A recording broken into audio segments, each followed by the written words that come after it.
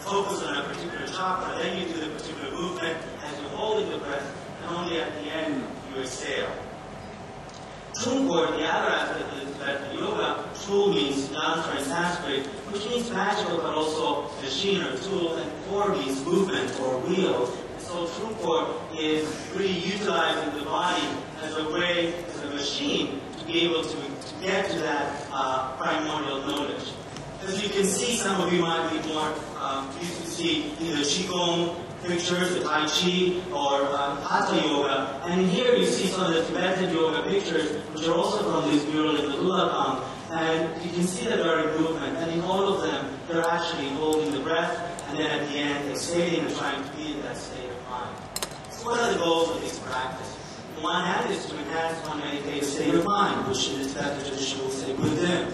But also is to dispel obstacles. When they talk about obstacles here, they talk about physical obstacles, mental obstacles, emotional obstacles. And so when we talk about cancer patients, we can talk about obstacles such as pain, emotional distress, thoughts that are intrusive that can't be. And so all of these are very important and are part of the goals of this Trungkor practice.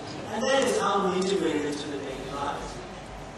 In the Trungkor practice, there is an inhalation, and there is no re-inhalation, because we're already trained that in the salon. So there is a holding, and then after we finish the movement, which is a little more with a stronger movement than in the salon movements, then you finish by exhaling not only through the nose, but then with some sounds like ah, to really release all those obstacles, and again, that gets them apart. So then you can really stay in that state of mind. So we used also this set of the foundational Mundro aspect of the Trungkor, which are 5 movements that are really kind of warm up and slightly massage different parts of the body. And in that way, balance the prana or the chi in the sattvic channels. So we designed a 7-week Tibetan yoga program using breathing and visualization techniques from this. It's all, I want to say that as we do these, when we focus in this different tradition, we try and maintain everything from that tradition. So we're not picking and choosing from different traditions. The breathing and visualization, the meditation techniques, the sadhana and the Trungkor are all from that same tradition, in this case the Tibetan Zen tradition.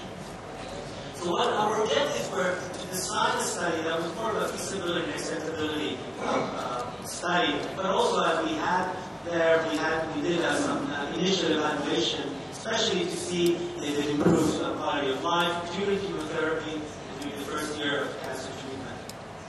In fact, actually, we did 2 studies. The first one with lymphoma patients that were undergoing both, some were going radiation, some were undergoing chemotherapy, and there were either during treatment or they had received the treatment in the last year.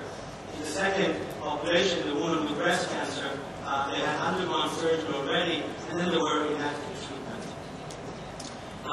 The interested participants, we had a baseline assessment, they confirmed they did also informed consent, this different questionnaires, and then they were randomized to intervention or a wait-list control.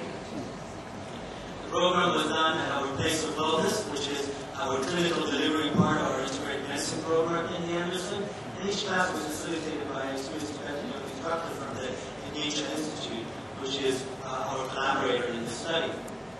In the assessment, so the assessment 1 was the baseline, then the patients did the 7 Tibetan yoga sessions, and then we had assessment as 1 week post, 1 month post, and 3 months post.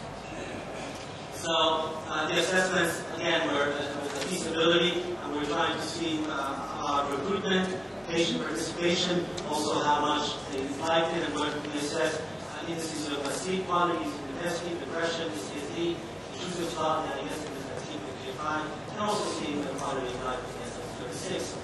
So, in the one with lymphoma, the main finding was sleep disturbances. So, reduced sleep disturbances with intervention, this Tibetan yoga group, which almost were at the level of 5, which is the normal scale.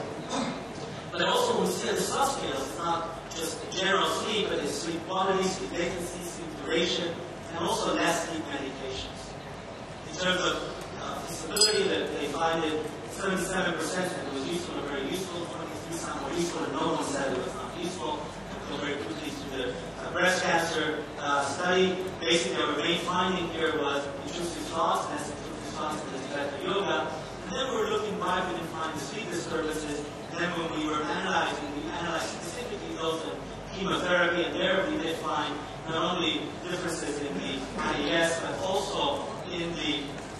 E, and in the Indasi, which is the cancer symptoms. So here also, normal finding not useful, more or less the percentages of usefulness were similar. And then with that, the proposed Arrow 1 group, which was funded last year, and is the effect of Tibetan yoga for treating sleep cancer, actually breast cancer patient undergoing chemotherapy. These are our collaborators. Again, it's